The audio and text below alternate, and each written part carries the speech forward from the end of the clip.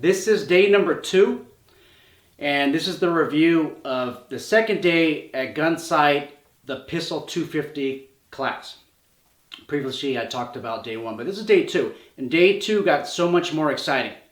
And let me explain why and some other neat things. Number 1, my fellow students are awesome people. They're down to earth. They're from all over the United States. They're of all different ages. So friendly and so warm-hearted people.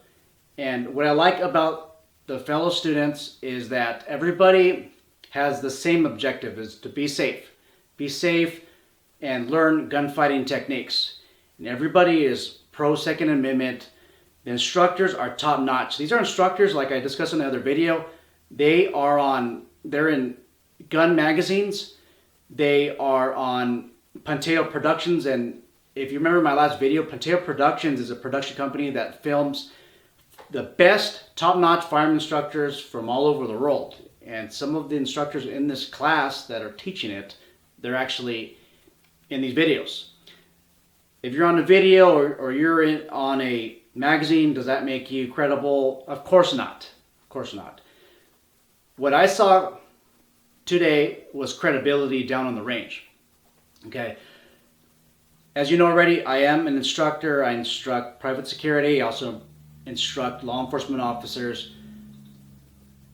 But it was so important to attend day 2 because every issue that I had where somebody couldn't correct me, and I thought that I knew gunfighting. I knew how to manipulate the pistol. I thought I was up here. But these guys, these instructors, they humble me.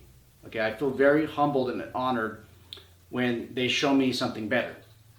So, also, the day before, I was having problems with my firearm, and I'm going to show you that there is no ammunition.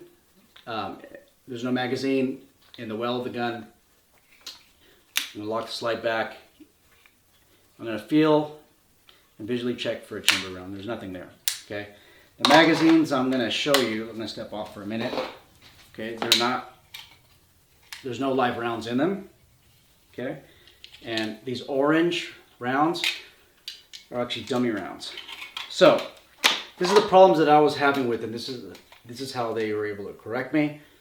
There's something called a double feed, okay, and I need to perfect this a lot better. Again, I'm still a learner. I know I'm an instructor, but I'm learning, and these guys are showing me the better way of doing things. So a tactical reload you would use during a gunfight when you're in an area that's a little bit safer, and it's safe to make a tactical retreat to this area. And let's just say that you have a little bit of time on your hands, and I'm talking about maybe seconds, okay? And you feel that you expended a significant number of rounds in your magazine, okay? So what you want to do is a tactical reload, administrative reload, a top off. They call it different things, okay? So what I'm going to do is I am going to, with the tip of my finger here, okay, this is my support hand finger. Now, this is a 20 rounder. Okay, the 20 rounder, most people have about 15 or 10 rounds depending on the state. You want to try to touch at least this area here, and this framework here serves as a guide. So what I'm going to do is I'm going to put the magazine between my middle finger and my index finger. Okay, I'm going to bring the gun up here to my workspace. Okay, and what I'm going to do right here is I'm going to seat the magazine right here, okay, in the palm of my hand. Okay, I'm going to make sure it's in there good. Okay, number one reason, or the top reason why when you click or when you press the trigger, it just goes click. Sometimes the magazine isn't seated. Now I need to work on this technique, and instructors over there at Gunsite, they're helping me perfect this technique. My problem is I keep getting it stuck around here. Okay, I keep getting it stuck around here, and it needs to be more over here. But I'm going to work on that, and they're helping me. But I just want to show you how they're helping. Okay, another technique that they're showing is the a speed to reload. So I'll show you how to do that in a minute.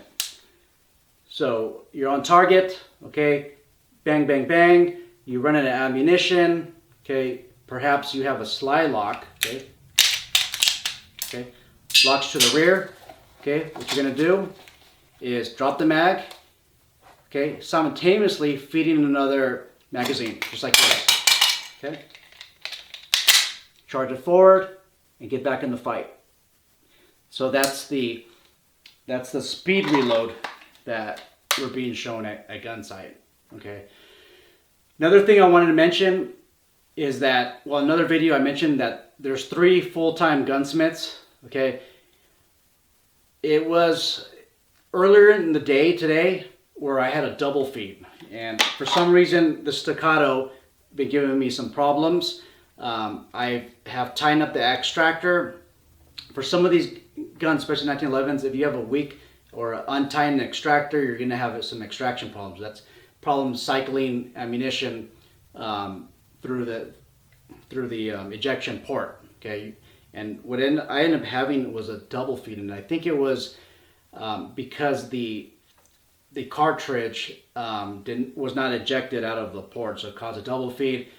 I think I fixed the problem by tightening the extractor, okay, but I had that one stoppage. So what I did is I went to, on my break on after 12, between 12 and 1 o'clock, you have a lunch break. I went to the gunsmith and they were open, and the gentleman there, he owns a company. I think it's a private vendor. This guy is so awesome. He looked at my gun, he did a couple of tests, and then I was shocked. He's like, "Hey, do you have your ear protection?" I'm like, "Oh, well, yeah, I do. I do." So I put it on, and we went to the back, and he test fired it. I mean, I didn't think he was gonna. He had a little range in the back, so he test fired it. He told me that basically, if it ejects to the right, to the back a little bit, 3 feet to the right, then there should not be any problems. I went later on. I did some other drills, and nothing happened. He did tell me that if I had any other stoppage or double feeds, to take a picture of it and then show it to him, and then maybe he could work on it. And this is the cool thing about this gunsmith, and this isn't armor. This is a gunsmith. This guy, he's a certified gunsmith. Okay, he didn't even charge me anything. I mean, he could have charged me $65, $70, and he didn't charge me anything. This guy loves what he does. So I just wanted to mention that. Another drill that was homework that I didn't show, I think I discussed that in video 1. I just always have a habit of checking the chamber, and it's a good habit. Okay, so one of the things that they do is they give us these dummy rounds. I recommend that you bring your own that have some type of aluminum or brass casing, brass case-like material, because these plastic cartridges are just going to wear out. Anyhow, so what Gunsite wants you to do, what they want you to do as homework, is put the cartridge right on the front sight and press the trigger. So let's try that.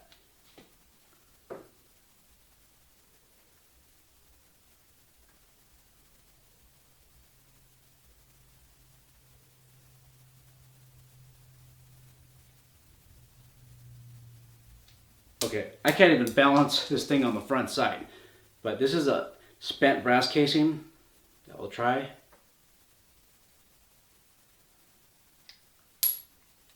Okay, hold up.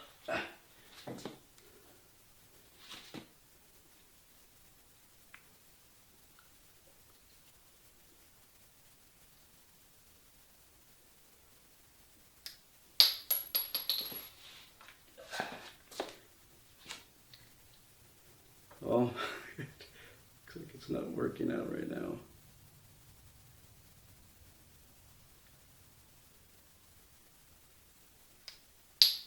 I'm going to try one more time to keep it on there, okay? Hands are a little bit wobbly.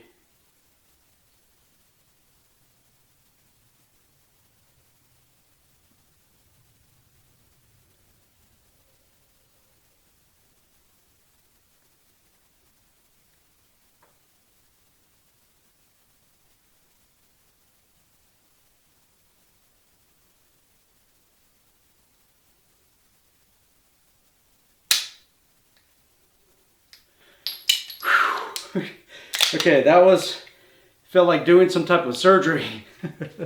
Okay, so the object of this is for you to separate your trigger finger movement from the rest of your hand. So you're separating your trigger finger from all of the other muscle groups as best as you can, and you're pressing the trigger. Now, if it falls, you are said to have less control of the trigger finger, and you're applying everything else. Maybe perhaps you're squeezing. Okay, this is actually a difficult drill. Make sure that you eat and your hands aren't shaky, that your blood sugar levels are what they're supposed to, because you could definitely screw that drill up. Okay, another drill that we went over is balance. Now the instructor for that, he's a black belt, former SWAT. This guy is very experienced. So what he has you doing is taking that fighting stance, because with a pistol, okay, or any type of firearm, you're fighting, you're in the fight. Okay, so he taught me that the power comes from the rear leg. So you want to plan it so that your knees are slightly bent and your leg, and I know you can't see that on camera, but if you can just imagine, you're putting your right leg back, okay, and then you're staying like this because you're in a fight and you're really balanced. And what he does is he walks up to you and then he tries to push you down. He does that to everybody, okay? And then he has you switch over, okay? So you switch over, you put your right foot in front of your left foot, point your toes slightly towards the threat, and you put your back leg, okay? You put it back a little bit, and remember, all the power comes from the back leg. And that's what I learned. And this is gonna be your stance, okay? That's a fighting stance, okay? So just like this. And you can do the same thing the other hand, okay? Lean a little bit more forward. What controls a recoil is not that direct push forward, but it's your back legs as well. And then you want to keep your head aligned with your spine, okay? And then with your tailbone, everything just is aligned.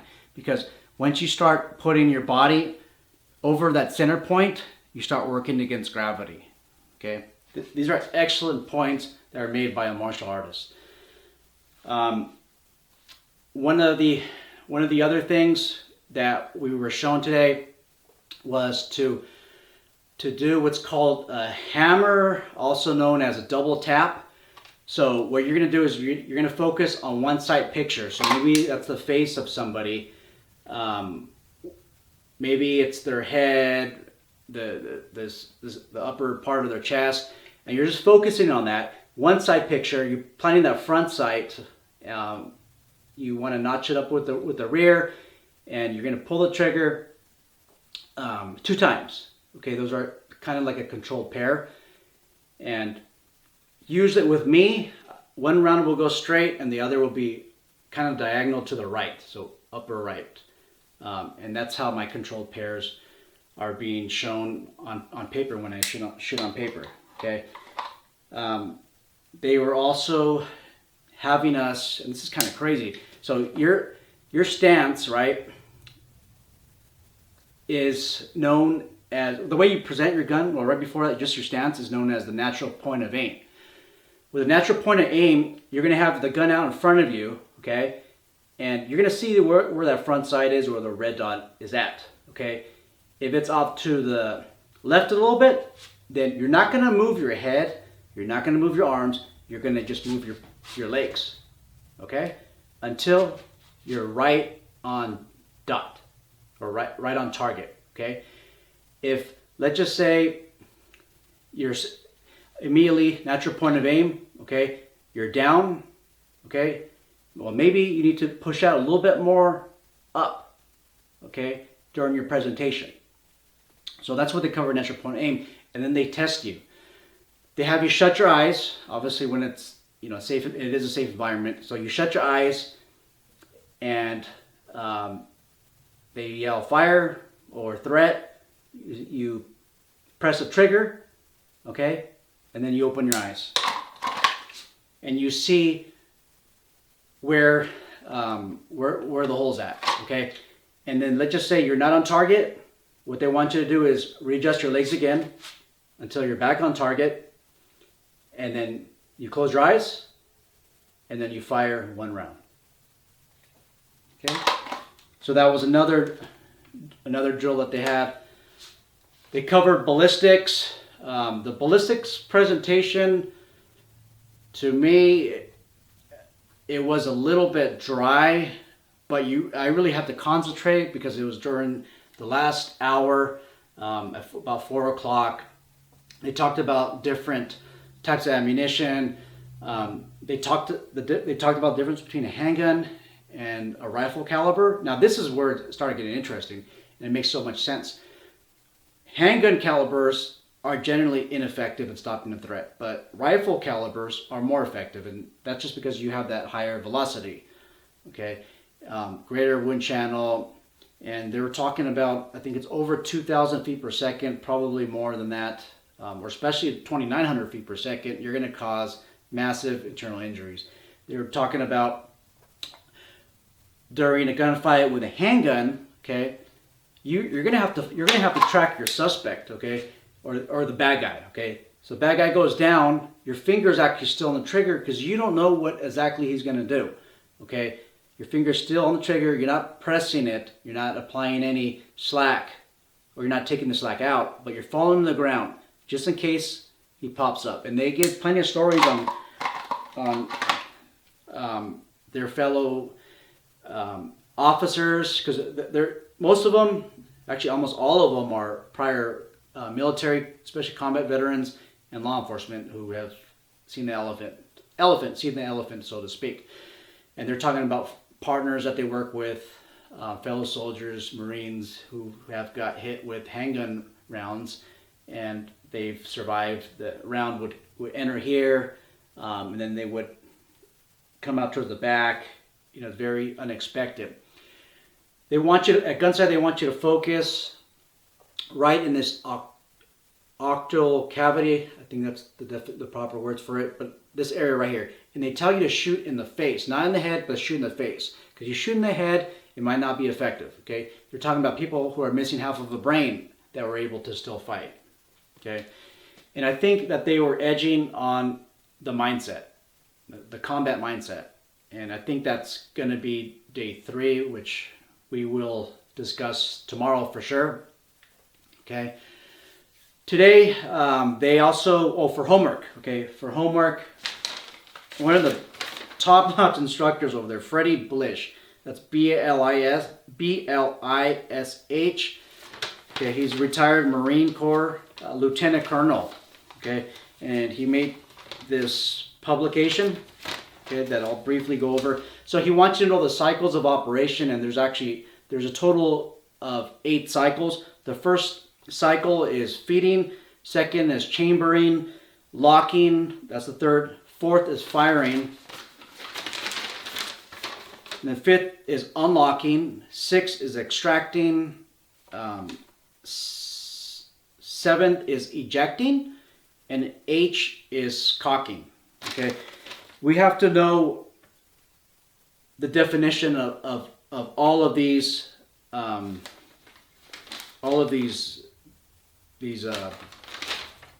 terms are, okay? And I apologize if I'm reading off from what he has here, but I want to make sure it comes as accurate as possible to you guys. He wants you to know the different types of malfunction. You can't even say malfunction in the class. It's called a stoppage. A malfunction is something where an armorer, gunsmith, or certified professional has to fix the problem. It's nothing that you can fix.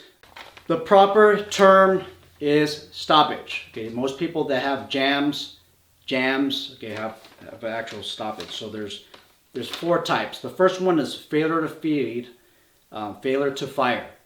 The second one is stove piping, and I can actually demonstrate that real fast. Okay. So what they do is they come up to you and they create a stovepipe issue. Okay. And what they do is they put the casing different ways. So they'll put it on the side, they'll put it on top, they'll slant it. And what I found out, and this is why I love this class, is they show me different ways of fixing problems. With a red dot, the window's in the way, so it kind of screws it up. But what you're basically doing is just flickering off, not flickering off, but shoving off the stovepipe out of the way the best you can. And previously without a red dot, I would just do this kind of like a karate chop and it come off, but now I have to screw around with this window here, but I could still fix the problem. Instructors helped me out with that. Another issue I was having is when I had a stoppage, okay, or maybe some type of stoppage that could have been fixed. What I would do is I would induce a, let me see which one it is. A type 3. I would induce a type 3 double feed malfunction. So what I would do is I would cant it like this, and I would rack the slide back like this, okay? And obviously you got to do it with more force. Okay, so I would do this. Okay, put the slide. This is how you fix a double feed. So you put the slide back here, you lock it into place, press the magazine release right here, and then rip the magazine out, and then you want to go back, ride it back and forth 3 times. Okay, 1, 2, 3. Okay.